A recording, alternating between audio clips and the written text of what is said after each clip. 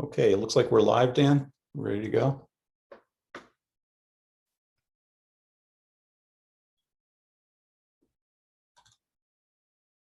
Okay. Well, welcome everybody to the final session of this RBQM Live conference, the inaugural one that we have here. And my name is Steve Young. If you haven't met me before, I'm the Chief Scientific Officer at CluePoints. And this final session is going to be, I'm really excited to be moderating this. It's going to be a panel discussion. You can see the title here, has RBQM lived up to TransCelerate's expectations? And one thing I want to clear up, right off the bat, this is not a TransCelerate sponsored panel discussion here today. We're naming that. What we have actually is a group of industry thought leaders in RBQM who also are veterans of the TransCelerate, RBQM, RBM work streams. And they're going to be giving their perspectives on RBQM, how we've done. And because they've all been members of TransCelerate and worked on TransCelerate initiatives, we're going to be having the conversation and getting their perspectives in that context. But the opinions here are individual opinions and not the opinions of TransCelerate. Just want to mention that up front. And like I said, really excited to have this group together. And I'm going to ask you each to just introduce yourselves briefly before we get into the actual panel discussion, maybe starting with Brett. Thanks, Steve. It's Brett Wilson. I'm the Executive Director and Head of Data Management for Vaccines at Pfizer. Great, thank you. And we can just go left to right here, Jackie. Hi, Jackie Goff. I'm a Director for Central Monitoring at Alexion.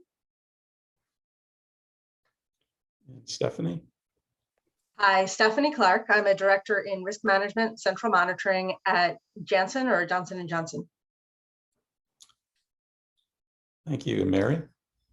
Hi, I'm Mary Arnold. I'm a Director in the Center of Excellence and the RBM lead at Astellas. Great. Esther? Say it, Steve. Best for last. Go ahead. You can say it. Hi, I'm Esther Huffman O'Keefe. I lead the risk-based monitoring activities at Regeneron. Excellent. Thanks, everybody. And without further ado, let's jump into it, into the content here. And just give me 1 second. We have several different topics that we're going to get into, questions that I'll pose, and we'll just have an open fireside chat type discussion about it with the group. And as with other sessions, we're going to plan to leave some time towards the end of the session to field questions that are coming up from you in the audience. So as you've been doing, please feel free to enter questions for the panel along the way here. So to the panel, the first topic that I want to discuss with you is related to terminology. As we've been hearing over the last couple of days, there are at least several different terms and acronyms that are being used, in this context today. Those include, of course, RBQM, RBM, or risk-based monitoring, and quality by design, or QBD, among others, which appear to describe, if not the same, certainly closely related methodologies or paradigms, and certainly all related to risk-based approaches to things. Is there a need, do you think, and or an opportunity to clarify these concepts that we're dealing with? And Jackie, I'm going to pick on you first to maybe get this one started. Sure.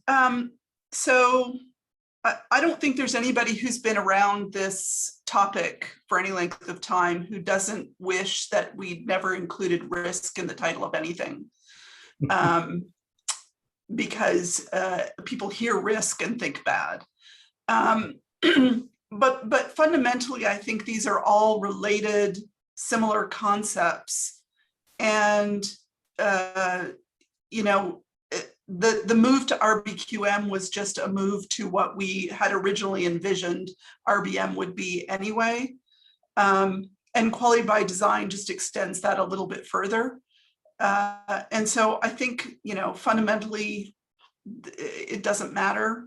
You can call it what you will, but just it's more important that people understand the concepts and execute on the concepts rather than what they call it. But I think they're all related.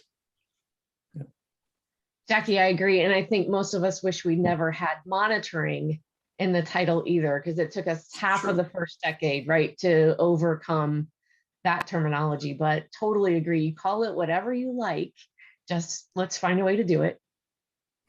Yeah, I think if we had started with, perhaps started with risk-based quality management, we wouldn't have spent so many years explaining that it's not just site monitoring and it's not just central monitoring, right? Yeah, I think there's, if I go back to when TransCelerate first started the work stream on this, there was a whole discussion about whether we should even call the work stream RBM, because we built in that quality piece as part of the methodology for RBM. But as Mary said, it often with the monitoring in the title, or it really is what's central monitoring, what's monitoring. It was much broader than that. We even got into terms like, well, do you call this little m or big M? So I don't know where I was, whether I was little m or big M, but I know the concepts are pretty solid. Focus on what's important and to deliver quality in your trial, and people shouldn't forget that's been front and center for the past decade. So yeah, makes sense. And yeah, I mean, I think one of the presenters yesterday, I don't know if it was Nick May or someone else, was showing RBM as sort of a circle within the bigger circle of RBQM. Is that a good way, do you think, of looking at it? That RBM maybe still is a useful term to describe that piece of the process that just deals with the adaptive site monitoring component? I think it's a useful, yeah, it's a useful paradigm. Yep. I think so. I think the way I picture it is quality by design is the underpinning, right? That's a premise that was even predated the concepts of risk-based monitoring or risk-based quality management. I think I'll call it whatever the agencies call it, right? And if they still say RBM, but they mean the small circle or the bigger circle, it's great. I think they're very intertwined concepts. And I do agree that the risk-based monitoring side of it is one piece of a broader RBQM activity that has quality by design underneath it. How's that? Did you like all my visuals? I like the visuals. I really like the hand movements too, because that explained it perfectly. Yeah. Yes. So Well, and it was bound to happen, right? I mean, I know we all wish that risk wasn't in it. There's been a lot of evolution of thought, refinement of strategy, and what's important is that people understand they're essentially consistent. They're just different in scope, and we just need to make sure everyone's on the same page and really understand what we're trying to do as an industry. yeah, no, that Yeah, makes and I perfect find sense. myself, sorry, Steve, I find myself saying, not that I want to rename it, right? We should, there's been talk, I'm sure, at the two companies where I've supported this, and I'm sure elsewhere, about renaming it. And other companies have had clever names that had no RBM in them. But I find myself just referring generally to risk-based approaches, because it envelops a lot of other things outside of just monitoring or quality management, and that seems to resonate, or at least not offend anyone, or not pigeonhole us to just one activity. So, I guess I'm kind of like Jackie and Esther in that, call it whatever you will. Let's just, at some point we have to get past what it's called, but I think that's been a stumbling block. Yeah, makes sense. Any other thoughts on this one before we move to the next topic? I think pretty clear consensus, I think, in that area. So the initial TransCelerate position paper on RBM was published, I can't believe it's already 8 years, but it's been 8 years ago, 2013. And it was fantastic. TransCelerate, I think, was the first consortium group out of the gate, following the EMA reflection paper and the FDA guidance a year or two earlier. 8 years later, for those of you that were involved, even all the way back then in the TransCelerate initiative, has the pace of RBQM adoption in the industry met your expectations at this point? And maybe I'll pick on you, Esther, to start with that one. Oh, thanks. It's a huge loaded question, right? So well, I feel really lucky to have been, in the room where it happened, when RBM was first growing in TransCelerate. And I think at the time, what struck me about it is that it's such a lovely methodology, right? And I think you spoke to this a little bit today, and I heard in some of the initial sessions yesterday, everyone really trying to say, the principles of RBM are so elegant and simple, right? And logical, a great place for us to go. I think simple is not easy though, right? And I think that's where the last 8 years have flown past, and everybody trying to find the way to execute on that methodology that fits their sponsor company, CRO, site, whatever it is, to try to find the best way to embed those really elegant principles, right? So if you just think about it, what is risk-based monitoring? It's so simple to me that, as you described earlier today, Steve, right? That before you do anything, think about what matters. Think about what's the most important thing and how your entire study group is going to protect those elements, right? And identify how you're going to eliminate risk or minimize risk, or keep eyes on the things that would make a risk become an issue, and then intervene when it's appropriate and be very as flexible, in doing that as possible. And clearly in the sessions in the last couple of days, we've heard all the different ways that companies do this. The Pfizer example is unbelievable and so overwhelming, and yet there are others of us who are still kind of dipping our toes in the water when we think about just doing what we can do, starting where you are, doing a risk assessment, if that's the thing that your company can wrap their arms around first to get started. So would I say that the pace of adoption is what we thought? I guess I wouldn't have ever imagined what the pace of adoption might look like, because I think we all walked away from agreeing on the methodology to say, wow, how am I going to do this, in my real life, in my job and in my company, and how do I convince people that this is the right way to go? Clearly, pandemic helps.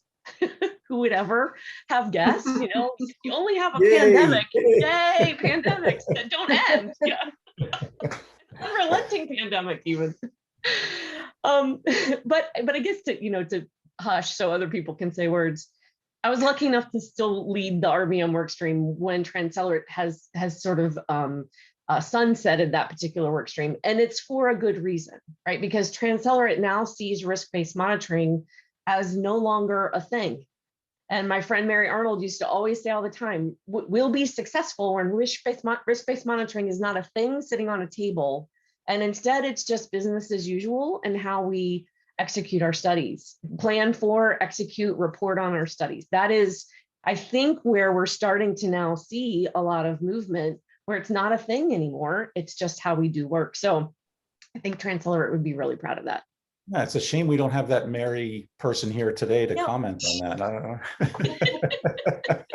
Oh, wait, we do. She's good. Yeah, you should get her. Yeah. I was really worried about what she might have quoted. Yeah. That was good.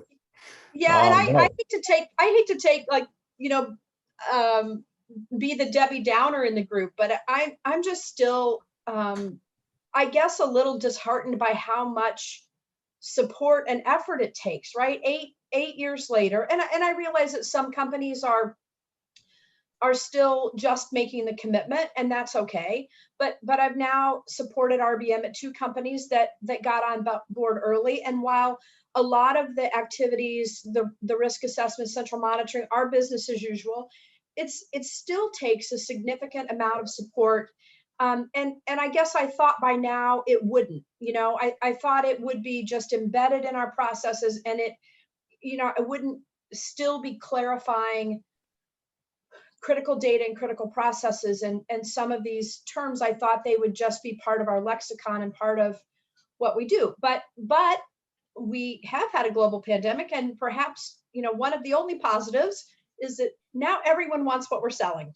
So we need to sell, you know, I mean, and I don't mean to be glib about it, but when you have limited resources, when you have unlimited, or you perceive you have unlimited resources and unlimited access, then you aren't as motivated to focus on what matters. You think you can focus on everything. So I think it's a really great opportunity, you know, to leverage what the pandemic has offered us from the standpoint of limited access and limited resources. So, yeah, I think I'm going to agree with Mary that I'm a little disappointed at where we are, based on your original question of, did it live up to our expectations? So, you know, I was at Lilly when we first started this journey, and Lilly went all in on RBM and on innovation. And I think if you had asked any of us at that point in time, we would have said 5 years on, we were going to have, it was going to be all e-source. We were going to, you know, change the world. We were all going to be sitting in these bat caves looking at the data every day, and it was going to, you know, automatically light up where there were problems. And you know, it was a really blue sky world we were living in. And maybe a year on, we kind of went, oh, not so easy. Probably not going to happen that way. And maybe we were a bit slow. So I think, you know, I certainly didn't expect us to play out that entire vision, but 8 years on, I would have thought we were a little closer. And, you know, a couple of years ago, I was at a conference, and one of my former colleagues, who was kind of newly back in the game, looked at me and said, "Why are we still doing SDV? I thought that would have been gone years ago." And I agree. But you know, the dominoes are starting to tumble. So I think we're making progress. Yeah, nothing like a good pandemic, as Esther said, to Right. get things moving. Go ahead. I'm sorry. Yeah, no, I just wanted to comment on the Batcave, because I was there when that analogy was made, and I was also a big fan of that movie at the time. So we're still in the movie, and I think it's longer than 2 hours. But I think when I take a look at, you know, I'm actually probably fairly impressed with some of the pace of adoption of the risk-based principles and some of the work that TransCelerate's done, and many of the companies here and others. But I think one of the things that always stood out to me is, what was the shelf life of that position paper? How long would it last? And, you know, that was a discussion actually at one point in time. And the thought process was about 5-6 years, and then everything would be business as usual. But I think what really I started to notice at some of the conferences after the original position paper came out, is the analytics capabilities, the central monitoring capabilities, the risk assessment tools, the development within the industry at large about how the tools that we use really started to kick off. And if I think about 2013 to say 2016, a very different look from many of the companies that create tools that we use today. And I think the difference is, if we look, say, 5 years ago, the tools were at their infancy, right? That we're just starting to use, and there's some really good capabilities. A lot of what we see today in those tools is really the enhancements that have been happening over the last 3 years as we use them. And as we use them, they keep getting better. So I think, you know, it's one of the things, and I take a look at what some of my colleagues are doing to drive the central monitoring component and the use of the tools. They're working hard to make sure we get the maximum out of them. And actually what Esther said, I just fell off my chair, but with pandemics, the pandemic has been, you know, if you had to take one good thing out of the pandemic, is how important it is that, you know, in the things that we've had to do remotely to succeed as companies, and to still deliver good quality medicines to people. So, yeah. innovation is often spurred by challenging times, right? So, and this is definitely no exception. Stephanie, did you have anything you wanted to add there? Yeah, I was just going to add that when I think about this question, I think about the visibility, the importance of RBM and RBQM. That has exceeded my expectations. You know, I think over the past 8 years, all of us on this panel have been going to conferences, having discussions, reading papers. It's exploded, right? It is a hot topic. And we've even gotten to the point now where, I don't know, when I go to a conference, I don't necessarily go to the RBM track anymore because it's now spread out. Now you need to go to the AI, the machine learning. There's so many other places you need to be to get a piece of what comprises RBQM anymore. But that being said, I also appreciate that I currently at J&J, because we were also early adopters all in, I live in a bit of a bubble.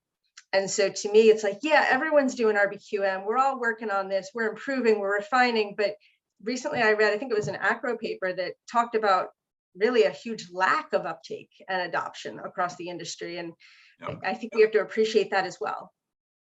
Yeah, I think that's a great point. It's, you know, I'll just throw out one of the observations from an earlier speaker. It might have been Cy Pretorius this earlier today from Parexel, who was showing the timeline for EDC adoption was probably from very initial discussion and pilot to full implementation was probably 10 to 15 years at least. And maybe that's what we should expect with any big paradigm change. You know, we're now at least 8 years into the RBQM journey, and I'm seeing one of the questions or comments coming in that's related to this from Miguel Valenzuela, that RBQM is a constant change management exercise and will continue to be for at least several years to come, which I think we all agree with. All right, next question for the group. Has the RBQM methodology, best practices, etc., matured in the way you had envisioned originally when you were starting out with developing guidance? Are there any emerging methods or approaches that have surprised you? And Brett, why don't you start with this one?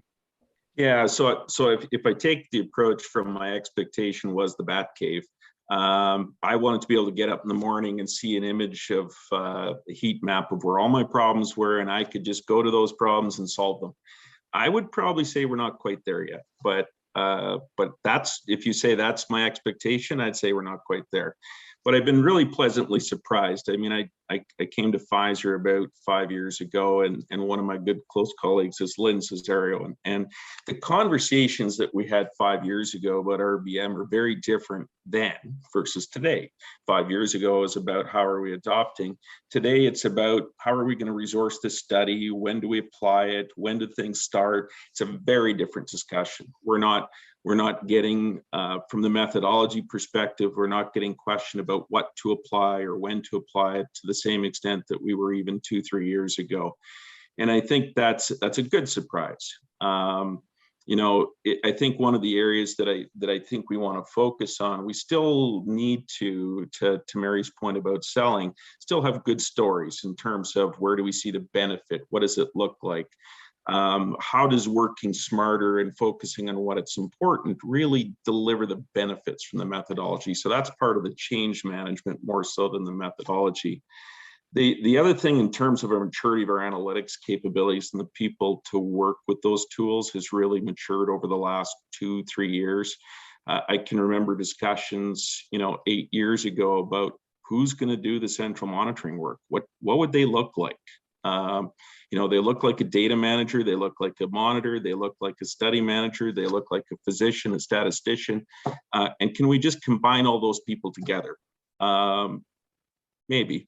But I think today that whole group of individuals who can work with the tools that we have has really changed. And I think that's a pleasant surprise. I think the maturity of the conversations that we have around the data, and I think, I don't know if Lynn mentioned this earlier today, but one of the things that we've had around the pandemic is when you get a problem and you see the signals coming out of your tools that you might use, one of the things that all of a sudden it's no longer like, well, we'll just wait and see.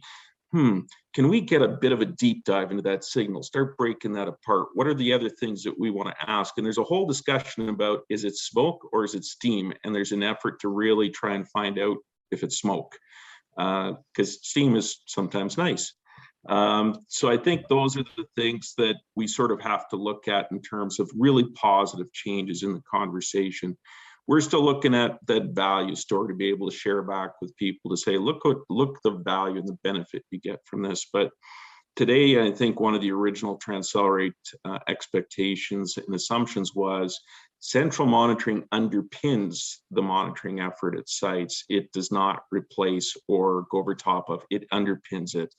And I think that today I'd probably argue that we're almost there in some cases. And I think that there's a lot of confidence today about what our central monitoring capabilities bring to the table, and also really how to work together. I think the one area that I think needs a little improvement still is how all of our data analytics tool, because remember I said there's lots of explosion in the market. We look at data in a number of different ways.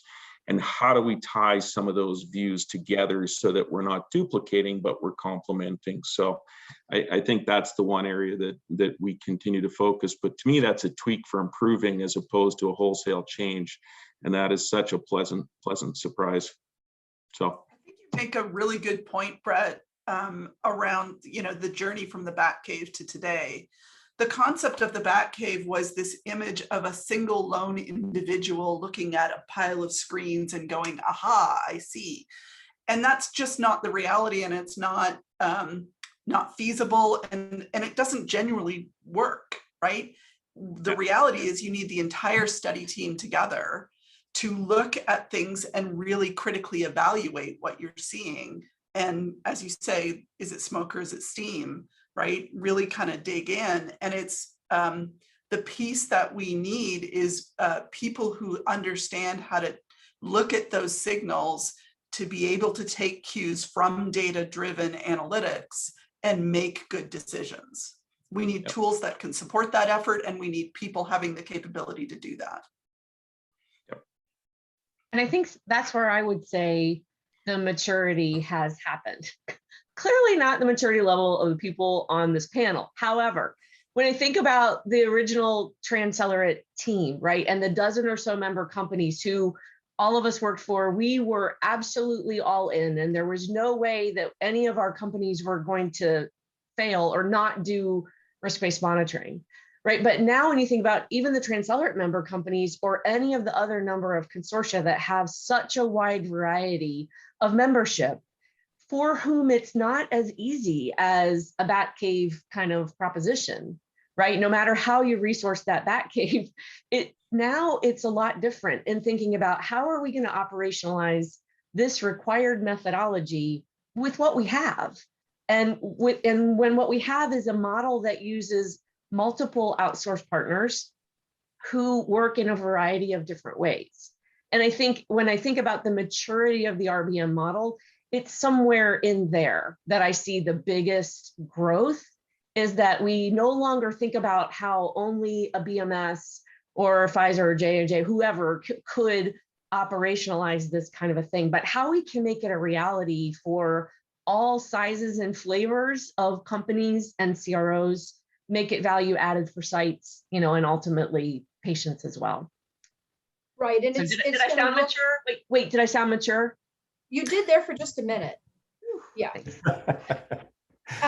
You know, and to your point, it's going to be 31 different flavors in all of those different scenarios, right? Because they don't all have the same infrastructure as some of those original TransCelerate companies. And, you know, Esther and I and others I know provided that DIA workshop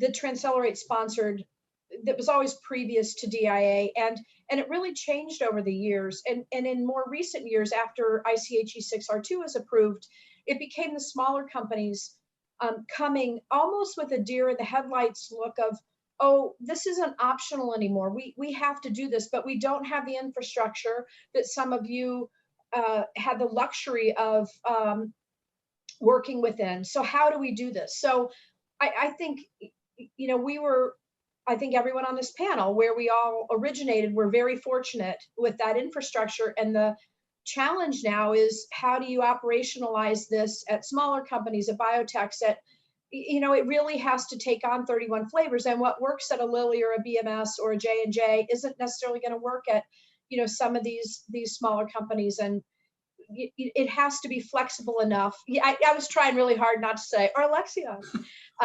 You know, it has to be flexible enough that it can meet the spirit of what's intended, but within that infrastructure.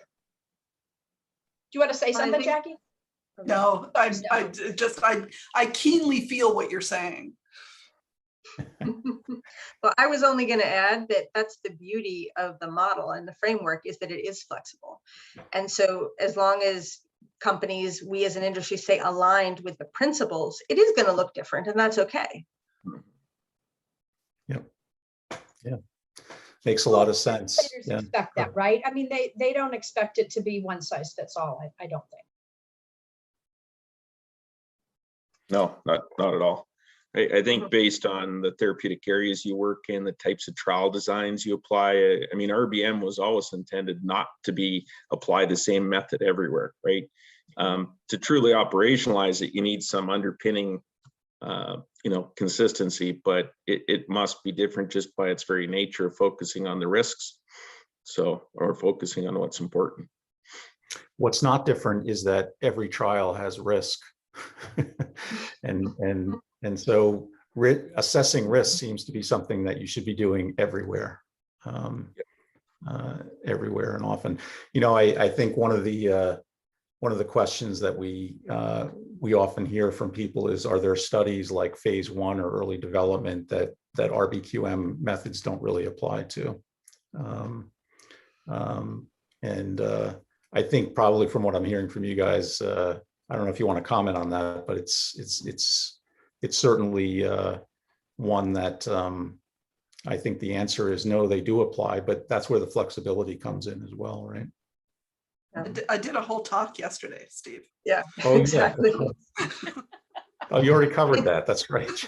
It's true, whether you're talking early or you're talking about small and Jackie rare diseases. Thank you for all of that insight. But also, even if you're talking phase 3, I mean, you know, back in the first days where J&J was implementing, I mean, did we have a Batcave dashboard? Sure, we had something and it was good. It's not what we have now. We've certainly refined that, but we did a lot of work in Excel, right? We used Microsoft Access. It was pretty brutal. So you don't necessarily need all the bells and whistles before you can call it RBM. Steve might disagree. Sorry, Steve. I do, because I happen to know a solution that is perfect, can be perfectly fitted and sized right for your particular trial, but we'll talk about that later. All right, let me get into the next question. What would you say is the biggest challenge still facing organizations in the successful adoption of RBQM? I think we've already touched on some of that already, but I'm gonna pick on you, Stephanie, to start off this one. Perfect. This is not the first time I've heard this question. I think we've all gotten this question, and rightfully so, over the past 8 years. And I will tell you that up until today, my answer has always been the same. It has been, I bet you can guess, change management. I would love, for all the challenges that we do have and we are facing, and I'm sure it's a little different in every company, I would love to deviate. But I'm not going to, because I still think the answer is change management. What I will say is that what I mean when I say that has evolved. So initially, I think our biggest obstacle was making sure that people understood, hey, it's not about risk. It's not about instilling risk or taking risk, and getting people to understand that, but to get past some level of resistance across organizations. And so when we were saying change management, that's what we meant. But I think somewhere along that change curve, people started to understand, there was support, but then how do you support your people in actually doing it? Especially, and this was brought up in the chat, when we keep improving the process, we keep improving the technology, it is constant change. So it's one thing to get people in your organization and across the industry to be willing to fully grasp the concepts and embrace them, but then how do you do it, and how do you do it when it keeps changing? So it's not a bad thing that it's changing, but I do see it as it's a moving target. And so I think for that reason, I'm just going to stick with my answer that change management is the biggest challenge.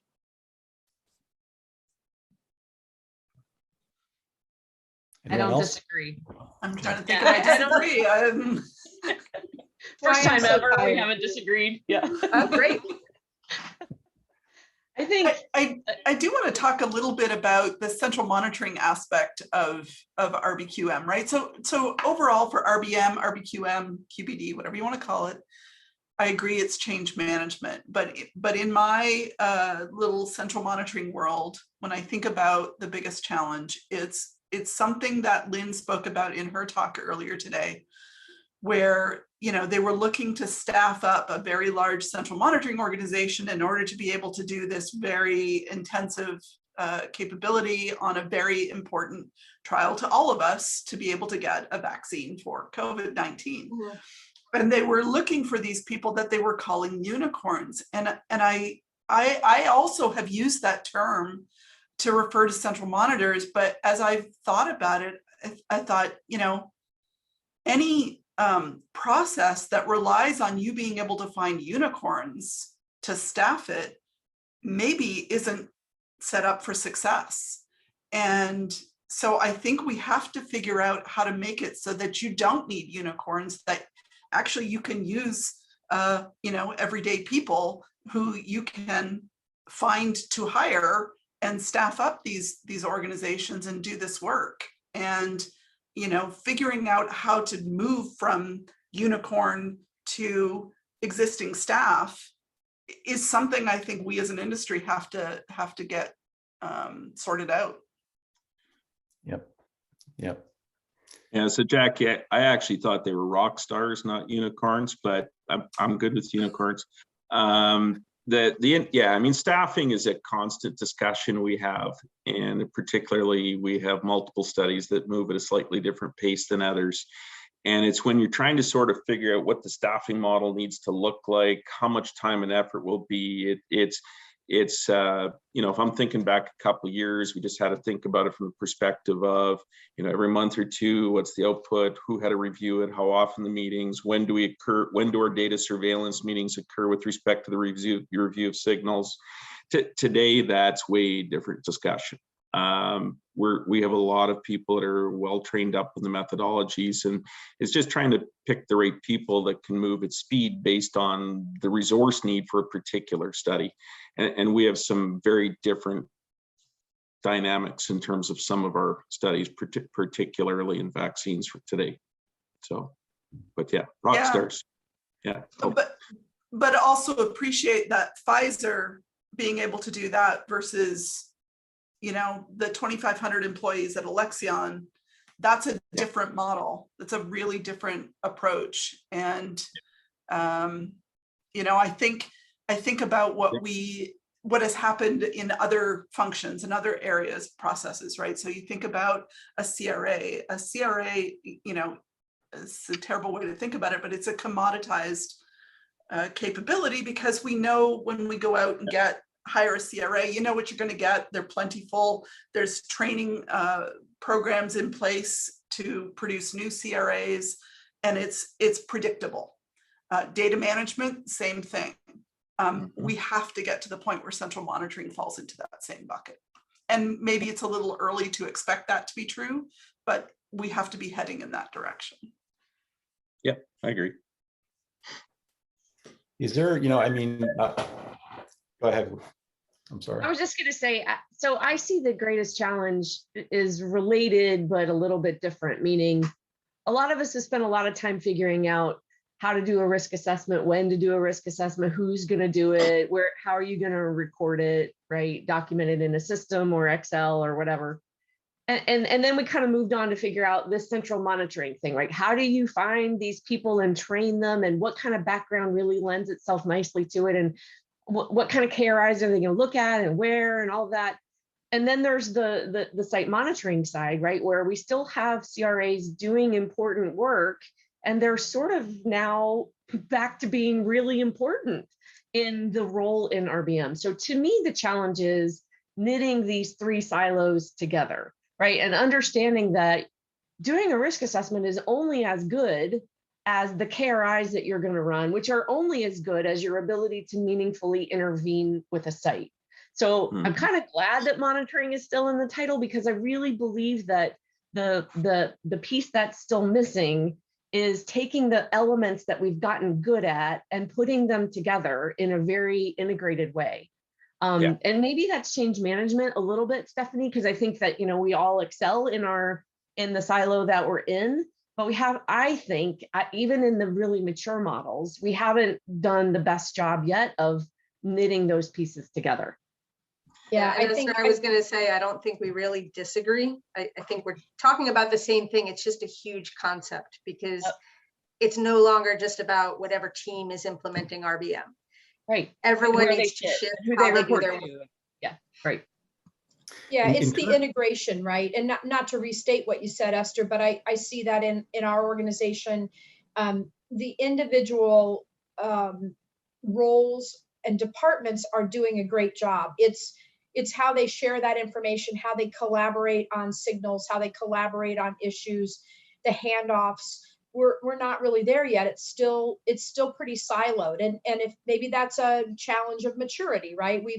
In our silo, we've figured out how to central monitor, and we've figured out how to do a risk assessment, but how to really integrate those activities and those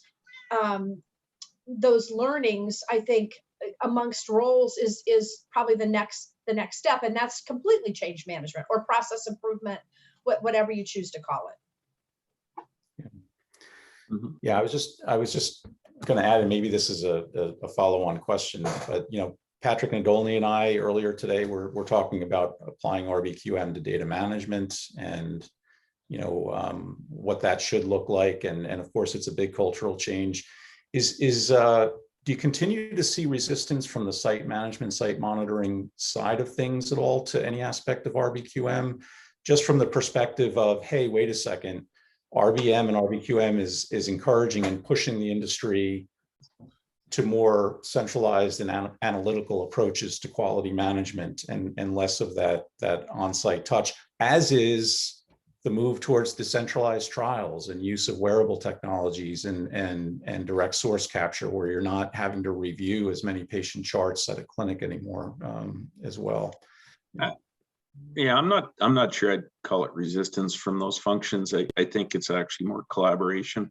I think the challenge is getting the right signal information with. So I mean, our company's taken the approach that we have a group of folks review the signals, they provide that information back to the right place. So in other words, the ones we have to act on and put, to Esther's point, you know, 60+% of the actions really have to happen with the monitor at the site. But you still have to get the monitor the right information so that they know what they have to do. Because if you don't give them a clear set of instructions, you just give them, oh, we saw, you know, X, Y, and Z, go figure it out. You know, they do need to have a very clear pathway from the tools that you're using, that it feeds into systems they can see, that they can interpret it properly and get the right actions with the sites. It's, you know, it's just one of those things that it's a collaboration and making sure that people are communicating effectively. I think you know, that's part of the step. Agreed. Yeah. Very good. I want to move on to this last question, and then we'll save some time that we can for at least a few questions from the audience. Are there areas of RBQM that still need development, in your view? And if so, what would those be? Mary, can I start with you on that one? Yeah, sure, Steve. I mean, I think we've touched on a number of them.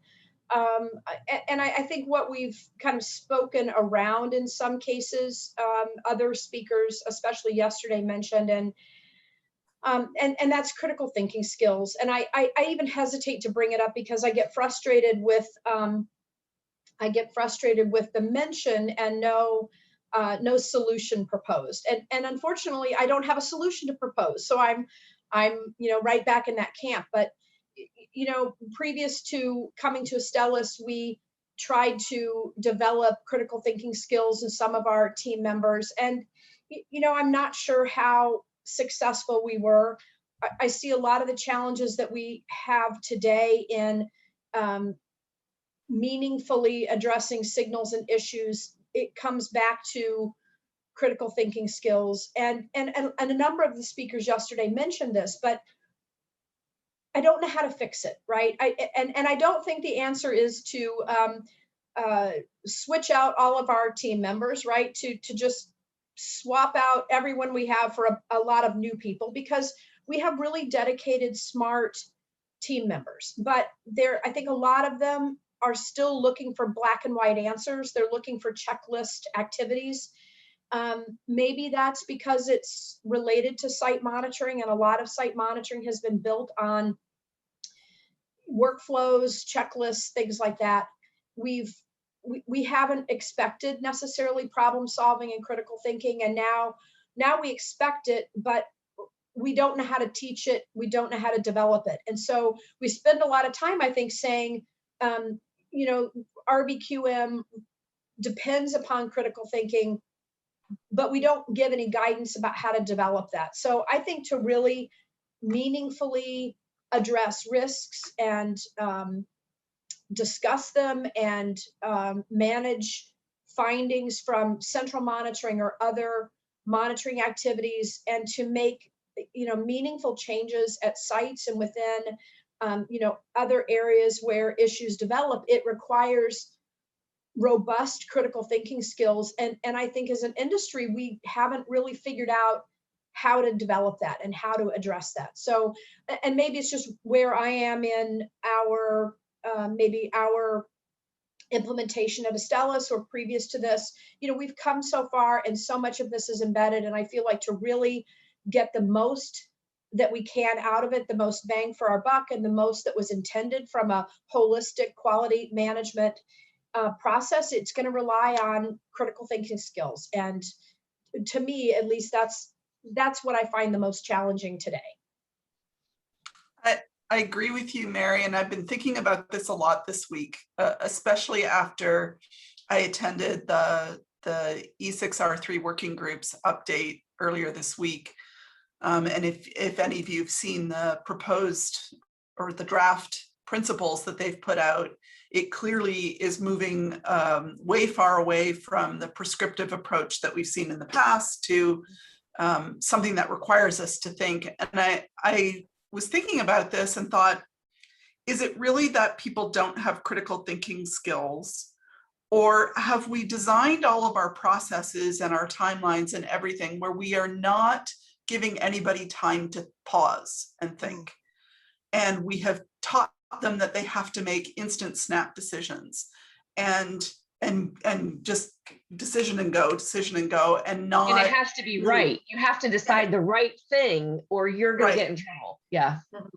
And so I think we have to kind of figure out, as a former boss used to say, we need to slow down in order to speed up, right? Yeah. You need to take that time at the beginning to pause and think, right? It's the whole elegant principles of RBQM. Pause and think about things at the beginning so that it's easier to make decisions later, and really help people understand that. I think that's the way that we have to go, even more now than we did before.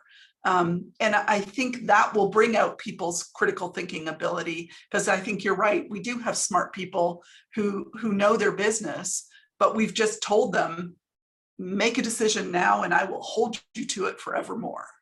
Well, and I think we've set some of this up in that, if you just think about the risk assessment, we time that understandably at one of the busiest times in study conduct, right? It's startup and it's frantic for study teams.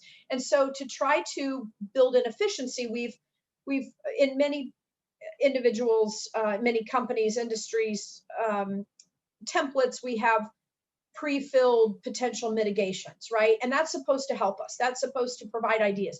It eliminates creativity. It eliminates critical thinking. What could I really do to address this risk in my study today? Because, you know, we've all been challenged by risk assessments that take 8 or 10 or more hours. So, you know, we've almost worked at cross purposes in that we've tried to build an efficiency which has hampered or discouraged critical thinking.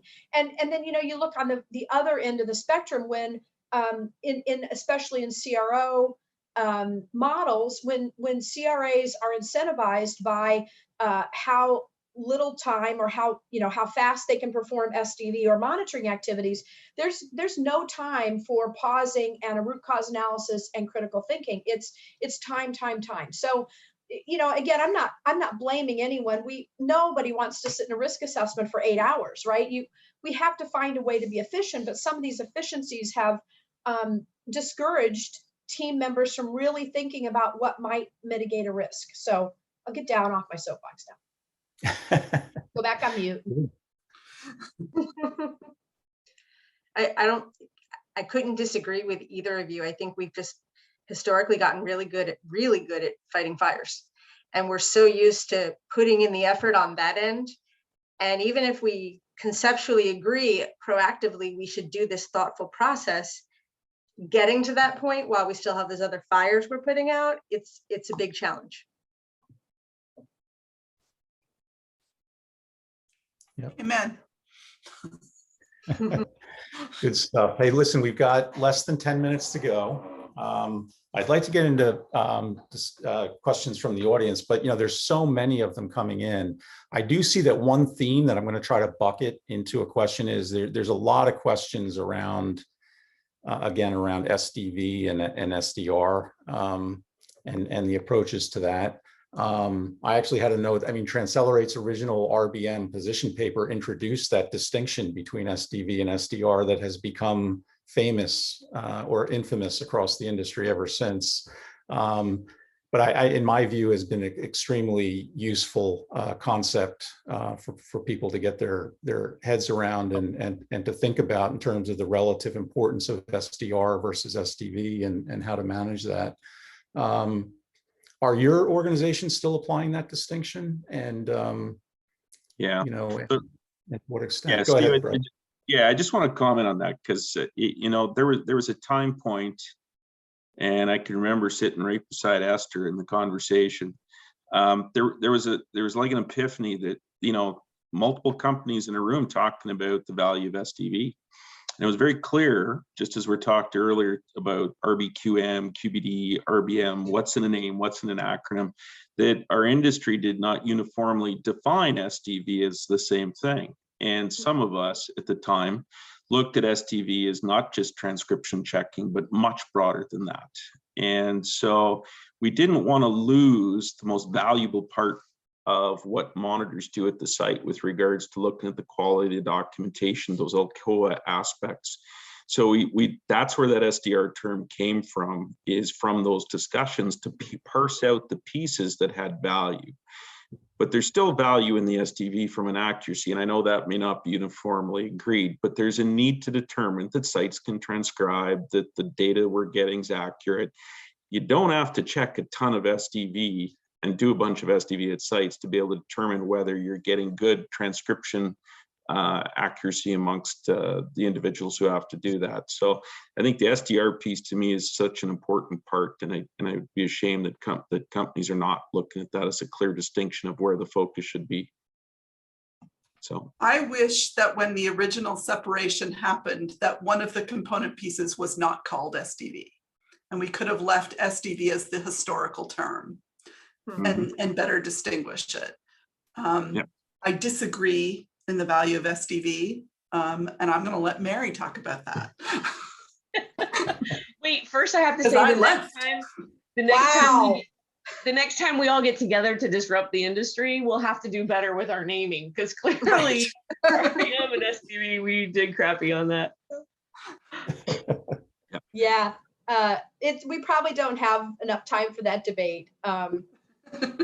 Yeah, I believe in the paper that was published that, you know, 1% of changes to the database are ever made due to SDV. It was, we've looked at Astellas at the Astellas data. It was even less than that at Astellas, and we've made decisions based on that. So, I think that if there are significant transcription errors, they show up in other ways. We have 5 minutes left, and we probably don't want to spend those 5 minutes debating it, but well, you know what? I just got a note that we can go at least 5 minutes. So we can debate it if you want to, or are you telling me let's just get off this subject now?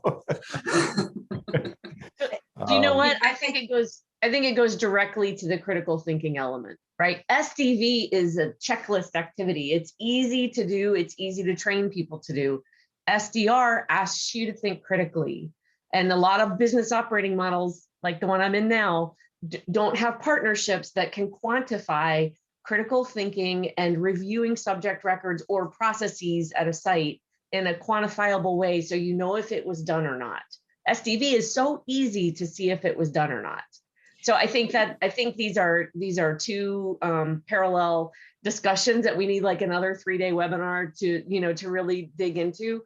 But I think that's the problem. SDR is harder than SDV, and it relies you to not just follow a template.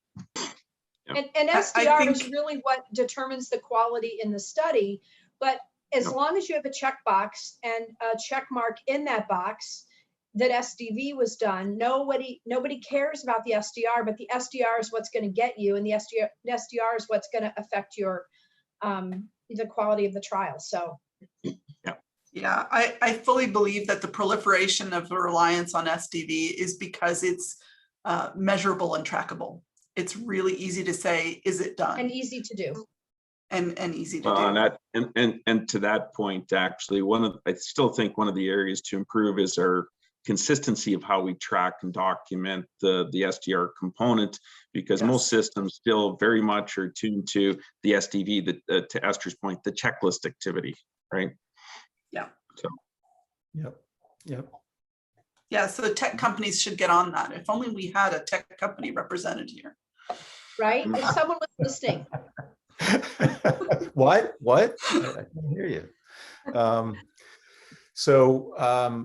I'm just looking at the questions to see if there's any others we can pick up in the next couple of minutes.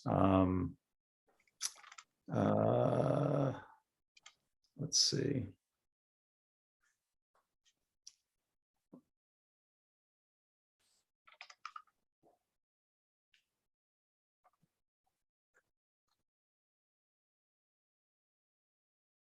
It's a lot about SDV and SDR. I'm trying to look for other ones here. But why don't we tackle a quick one from Muriel Lovejoy? Says, do you think RBQM has broken down the silos in these cross-functional teams? I know the way we're set up, it's completely cross-functional on the decision-making analysis of the signals.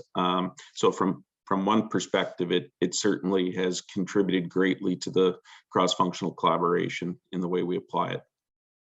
So that's a good one. Yeah, thanks. We've experienced the same, I would say, both in discussions about proactive issue identification, as well as when you pull in data analytics, the flags you're finding. But I think it's also, especially with the evolution of technology, just an overall democratization of data analytics access, right? So everyone's looking at the same data, and I think that's been helpful too. Well, I wish they were. Thing. Oh, you go, Jackie. No, I was going to say, I wish they were looking at the same data. What I find is that they're looking at different slices of the data that are slightly different and at slightly different time points, which makes it a challenge. But I think the breaking down of the silos is aspirational, right? It's, when you think back, I've certainly heard a lot of people wax philosophical about, what it was like to conduct clinical trials 20 years ago. I don't remember it being quite so rosy-hued when I was there, but, where you had 5 people on your study team and they all sat near each other and everybody knew what everybody else did. And, we saw yesterday that what those studies looked like was vastly different than what the studies look like today. And so we have to deal with the reality. So I think people have gotten way more specialized in their roles, and the silos have built up as a result. I don't know that RBQM is up to the task of completely removing those silos, but it certainly is a useful way to build bridges. Amen. Amen. Hey, with that, I'm getting the call that we have to wrap this up. So fantastic discussion. Thank you so much to this panel. Extremely well received. We got a lot more questions than we could get to in the hour we have, but this was a fantastic way to wrap up this two-day conference. I'm going to hand it off to my my colleague Dan Beaudry to wrap things up for the conference. Dan. Well, panel here, thank you so much. Just to echo Steve's point, this was a wonderful way to end up with these 2 days of RBQM Live. And thank you to everyone, both the presenters, the panelists, the participants, the organizers, and most important, the entire audience. We've managed to pull out an actual live 2-day event. We've had major collaboration and interaction through the community that has been attending. It has just been fantastic. And to borrow a comment that was made by Debbie Brown at the very, very end of this entire kind of event, you know, it's just been impressive to watch the cohesion and the professional relationships that have been formed as risk-based quality management has been built out over the past, you know, eight years or so. This conversation will absolutely continue. I mean, one of the things that I see is that this particular setting in this RBQM Live is something I would love to see happen a couple more times, at least doing it annually, but likely perhaps even more frequently. Maybe there's some kind of opportunities for some working groups and some ways that we can kind of continue this conversation. There were many, many questions asked, many of which were answered by the presenters and panelists, some of which we didn't have a chance to get to, and we'll definitely have to follow up and make sure everybody gets their answers. But just everyone, thank you so much for the participation. I know it's hard to find time in everybody's busy schedules to kind of carve out to attend something like this and also to interact within it. So with that, I think we're going to conclude the inaugural Risk-Based Quality Management Live event. And we all look forward to seeing you guys again very, very soon. So thank you all so much. Yeah, and thank you to CluePoints for providing the platform. I think it's been really beneficial. Absolutely. Thank you. Thanks, Thank you. Thanks, everyone. Thank you.